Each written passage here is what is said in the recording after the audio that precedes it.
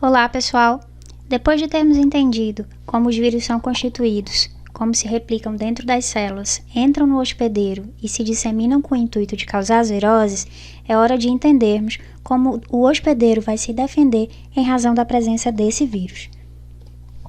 Então, as estratégias de controle de uma infecção viral consistem basicamente em 3 mecanismos: mecanismos físico-químicos de eliminação do agente viral, neutralização ou eliminação do vírus livre e a eliminação das células infectadas. Então, é importante a gente ter em mente que essas 3 estratégias vão atuar em momentos diferentes. A eliminação do agente através dos mecanismos físico-químicos, logo na entrada, as barreiras que já existem, a neutralização dos vírus livres e a eliminação das células infectadas. Então, quais são os fatores que podem influenciar na progressão de uma infecção viral? As barreiras anatômicas e secreções, a idade, constituição genética, estado nutricional e estado imunológico.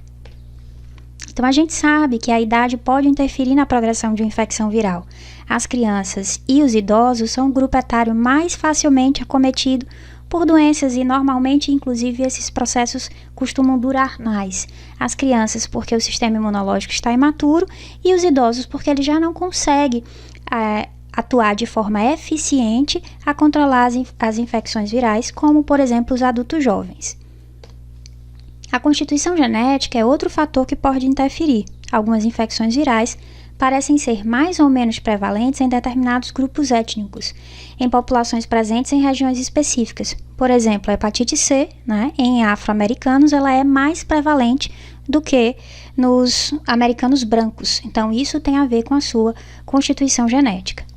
Em relação ao estado nutricional, esse é um fator que realmente é importante. E aí vale a pena considerar que não é questão de ser magro ou gordo, mas de se estar eficientemente nutrido, ser capaz de responder de forma eficiente. O estado imunológico, obviamente, também vai interferir na progressão de infecção viral. O HIV, por exemplo, que é um vírus que ataca as células do sistema imune, quando o paciente está num processo já de uma síndrome da imunodeficiência adquirida, ele fica realmente com a sua capacidade de defesa bastante ineficiente ou ausente em alguns casos. E o transplantado também, que não consegue de forma eficiente responder às infecções que ele está sujeito. No caso do sistema imunológico, ele foi dividido em 2 tipos de resposta e os 2 tipos de resposta, o nome já indica suas características. A resposta inata e a resposta adquirida. A resposta inata está presente ao nascer, é não específica, não muda com a exposição e não tem memória.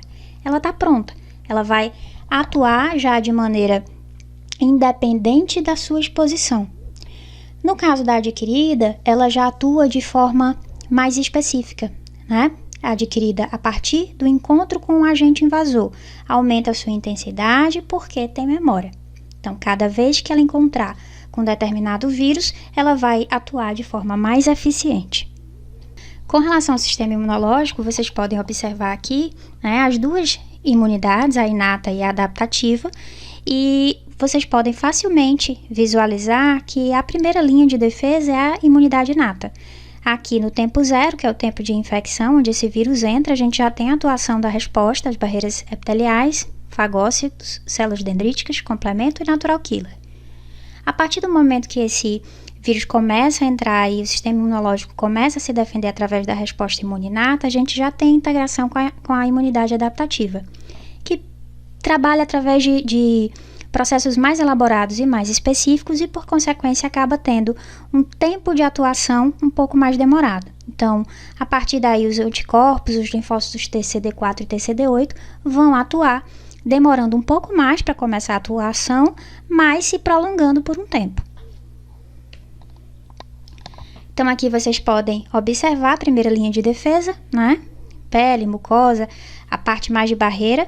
A segunda linha com o processo mais relacionado à inflamação, da resposta inata, as células fagocitárias, as substâncias, citocinas que vão interferir nesse processo. E a terceira linha de combate, que é a resposta adquirida ou adaptativa, que vai atuar através dos anticorpos e dos linfócitos, que é a resposta imune celular. Então, com relação à imunidade inata, A gente tem que entender que a função dela é fazer o controle do patógeno, por meio de produção de citocinas, muito importante o interferon, fagócitos e células citotóxicas.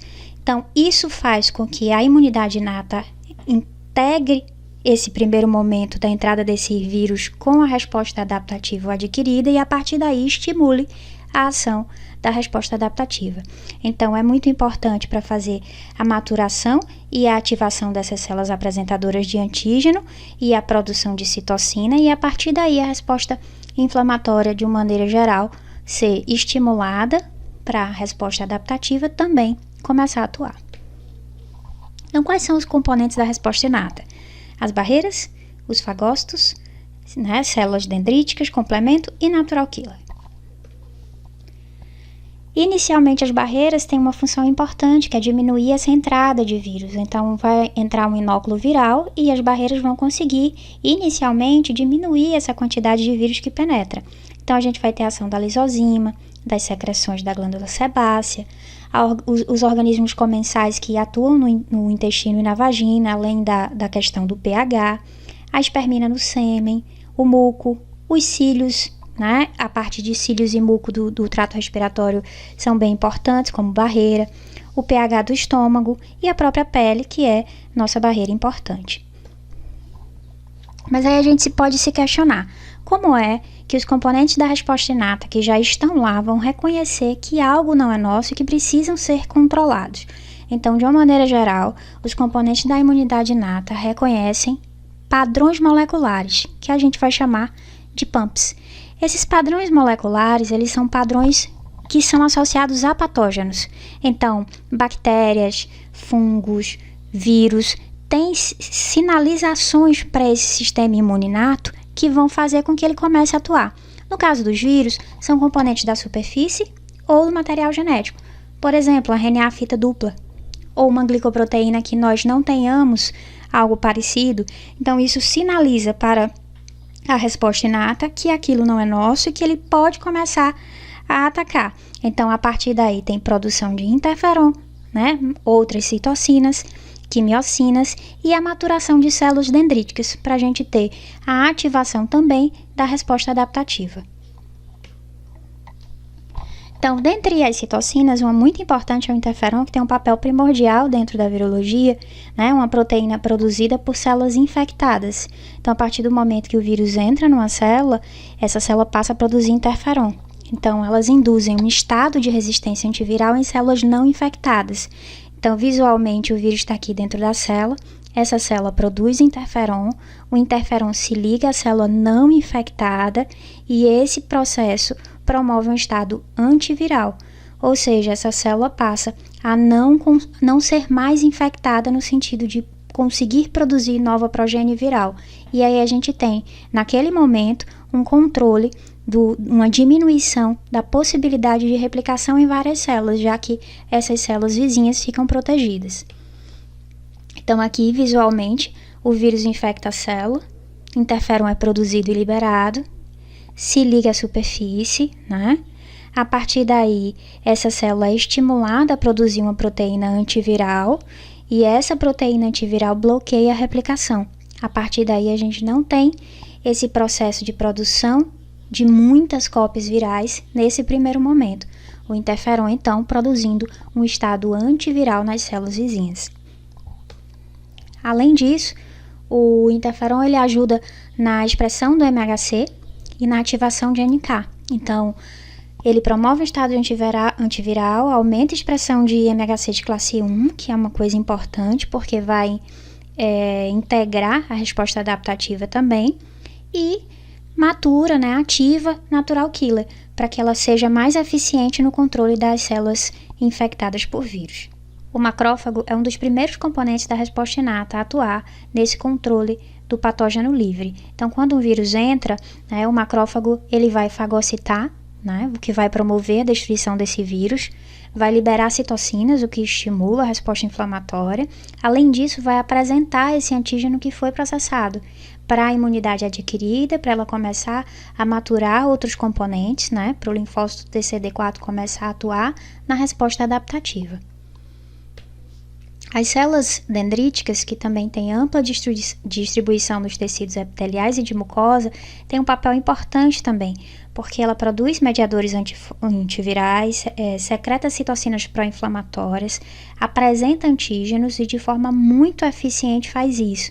Então, no momento que ela é maturada, inclusive, a principal função dela é a apresentação de antígeno, né? É coordenar essa integração, realizar essa integração da resposta inata com a resposta adaptativa. A natural killer é uma célula citotóxica, muito importante. Então, a gente falou de componentes da resposta inata que atuam em vírus livre. No caso da natural killer, nós temos um componente que vai atuar na célula infectada. Então, a natural killer observa alterações de superfície e, a partir dessas alterações de superfície, ela vai definir sua atuação. Quando ela percebe que na célula não existe alteração de superfície, ela não é ativada e ela não causa morte celular. Então, existe o receptor de ativação e o receptor de inibição. Se está tudo ok, essa célula não destrói a célula que está sendo avaliada. No caso da natural killer, para ela ter uma ação de destruir a célula, precisa ter algo que sinalize para ela. Então, o que é que a gente visualiza nessa imagem? Uma célula infectada por vírus que inibiu a expressão de MHC. Então, ela se ligou na ativação, mas não tinha nada para inibir aqui o processo de morte celular, porque a célula infectada deixou de expressar MHC. A partir daí, a natural killer consegue entender que tem algo nessa célula que é um problema, então ela destrói pela liberação de grânulos. O sistema complemento tem 3 funções muito importantes relacionadas à entrada desse vírus. A opsonização e a fagocitose, né? Então, porque vai ajudar marcando esses vírus e ajudando no processamento da fagocitose. A citólise, né? Através do complexo de ataque da membrana, então destruir o vírus é importante, né, ou a célula infectada, e o estímulo das reações inflamatórias, né, ajudando, recrutando componentes da resposta inflamatória para que esse processo se prolongue, já que a gente teve inicialmente a resposta inata atuando, precisa que a resposta adaptativa também tenha condição de atuar através desse estímulo das reações inflamatórias. A resposta adaptativa é dividida em 2 tipos, imunidade humoral e imunidade celular. Na imunidade humoral, nós temos os anticorpos, né, como principal componentes, e na imunidade celular, os linfócitos TCD4 e TCD8. Os anticorpos, em relação ao vírus, têm um papel importantíssimo, que é o que a gente denomina de neutralização. Neutralização é a capacidade de um anticorpo se ligar e inativar o vírus. A gente tem que entender que se o vírus estiver livre, ele vai procurar uma célula que tenha receptores para ele entrar e se replicar. Se um anticorpo se ligar a esse vírus, ele deixa de estar livre. Dessa maneira, o vírus não entra numa célula para infectar. Então, esse processo, né, gera a ligação do anticorpo com o vírus e, a partir daí, ele não tem a condição de entrar na célula. Então, o vírus é neutralizado. Além disso, promove a fagocitose, porque quando um anticorpo se liga ao receptor de um vírus, ele consegue marcar esse vírus e promover fagocitose e, além disso, ajuda também na ativação do complemento. Então, a neutralização, ela desestabiliza a estrutura dos vírus, inibe a adsorção e inibe a fusão do vírus com a membrana. Então, o que a gente precisa deixar claro é que neutralizar impede que o vírus consiga desempenhar a sua função principal, que é entrar na célula e desenvolver o ciclo replicativo. Além disso, existe uma citotoxicidade mediada por anticorpo, né, onde células infectadas são recobertas por anticorpos e tornam-se alvos para as células do sistema imune, natural killer, macrófago e célula e neutrófilo. Então, vocês podem visualizar aqui, né, uma célula-alvo que está infectada, marcada com anticorpos, que a partir daí serve, né, de alvo para vários outros componentes do sistema imune. Com relação à imunidade celular, nós temos linfócitos TCD8 e linfócitos TCD4. E é preciso entender que os linfócitos, eles são células MHC restritas. O que é isso? Para eles atuarem, eles precisam primeiro ter sido apresentados antes a esse antígeno, porque eles são componentes da resposta adaptativa, então eles precisam ser apresentados a esse antígeno pela resposta imune inata. Então, os linfócitos T citotóxicos e T auxiliares não reconhecem antígenos livres. Eles necessitam de células apresentadoras para serem ativados. Necessitam de células contendo MHC. Um vai ser necessário o MHC de classe 1, outro vai ser necessário o MHC de classe 2. Os linfócitos T citotóxicos e T auxiliares são células MHC restritas. Lembrar disso. Então, a apresentação antigênica é um ponto importante. Aqui um exemplo, né, de uma célula que está infectada por um vírus. Esse vírus vai ser processado, né? Inicialmente ele produz uma proteína, essa proteína ela é processada através de proteassomo.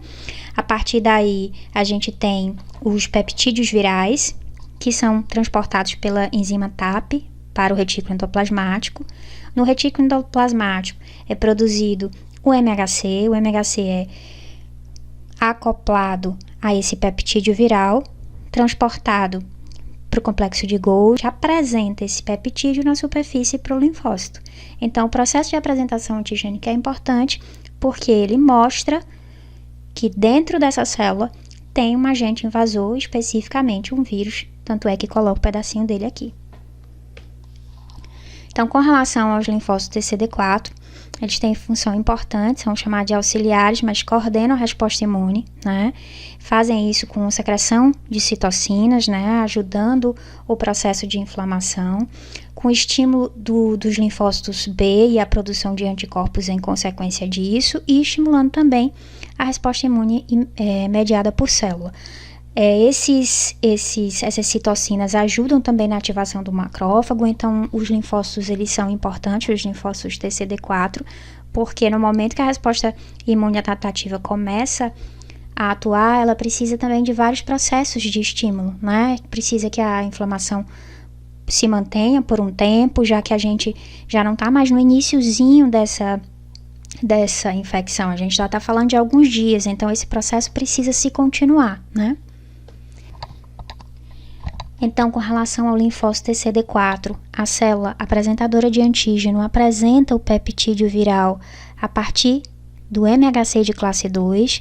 Então, fica uma coisa meio óbvia. A célula apresentadora de antígeno oficial, a APC, precisa chamar o linfócito TCD4, porque ela precisa avisar para a resposta adaptativa que ela comece a atuar. Então, quem tem essa função? O linfócito TCD4. Então, célula apresentadora de antígeno, MHC de classe 2, linfócito TCD4. Com relação ao linfócito TCD8, o que a gente quer é destruir uma célula infectada, já que o linfócito TCD8 ele é citotóxico. Então, uma célula infectada também vai processar o vírus que está dentro dela e vai expor na superfície o peptídeo viral. O que essa célula precisa é ser destruída, então ela expõe isso para o linfócito CD8, que vai se ligar mediante MHC de classe 1. Então, vocês visualizam aqui a célula infectada, processa o vírus, expõe na superfície junto com o MHC de classe 1, peptídeo viral, e vai chamar o linfócito TCD8, que vai destruir essa célula a partir da liberação de granzimas e perforinas. A partir daí, a gente tem a atuação do linfócito TCD8. Dessa maneira, pessoal, nós vimos mecanismos do sistema imune que atacam vírus livres, que atacam as células infectadas, que estimulam a resposta inflamatória, tudo isso tentando controlar a entrada do vírus, sua disseminação e o estabelecimento da infecção viral. Então, até a próxima aula. Obrigada pela atenção.